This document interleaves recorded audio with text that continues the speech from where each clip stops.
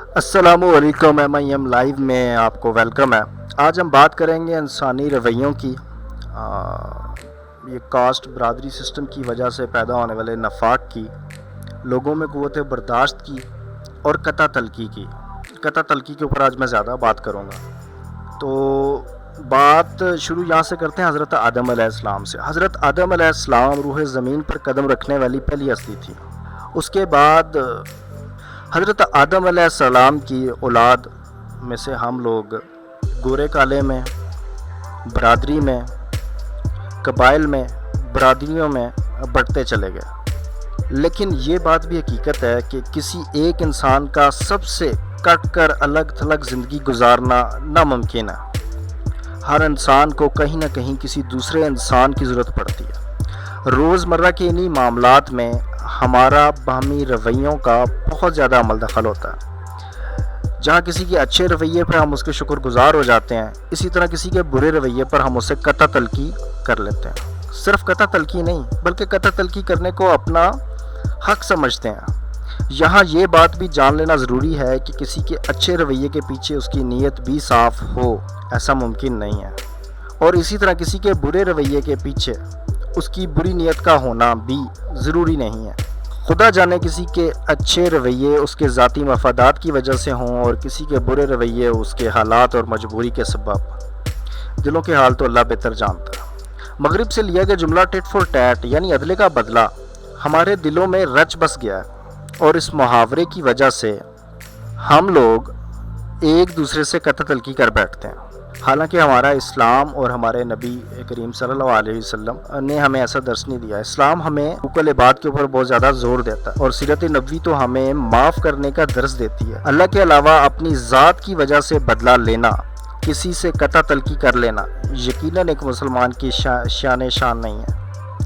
آج کے دور میں کسی دوسرے کے رویوں سے دل برداشتہ ہو کر ہم اسے قطع تلقی تو کر لیتے ہیں، لیکن بات صرف یہاں ختم نہیں ہوتی۔ ہم اس شخص کے علاوہ ساری کائنات کے سامنے، ساری خدائی کے سامنے اپنے آپ کو معصوم اور اس کو گناہ گار ثابت کرنے کی کوشش میں جٹ جاتے ہیں۔ کیا ہمیں کبھی سوچا کہ کسی دوسرے کے رویوں کی وجہ سے کیا خاموشی توڑ کر اس سے بات کر لینا چاہیے؟ کیا ہمیں یہ جاننے کی کوشش نہیں کرنی چاہیے کہ اس کے اس رویے کی وجہ کیا ہے؟ کہیں وہ حالات کے ہاتھوں مجبور تو نہیں؟ کیا ہم نے کبھی خود کو ان کی جگہ رکھ کر سوچنے کی کوشش کی ہے؟ یقیناً نہیں، ہم ایسا کبھی نہیں کرتے۔ ہم تو اپنی عدالت، اپنا فیصلہ کرنے کے عادی ہو چکے ہیں، اور ایسی عدالت میں ہم خود کو کبھی کھڑا کرتے ہی نہیں۔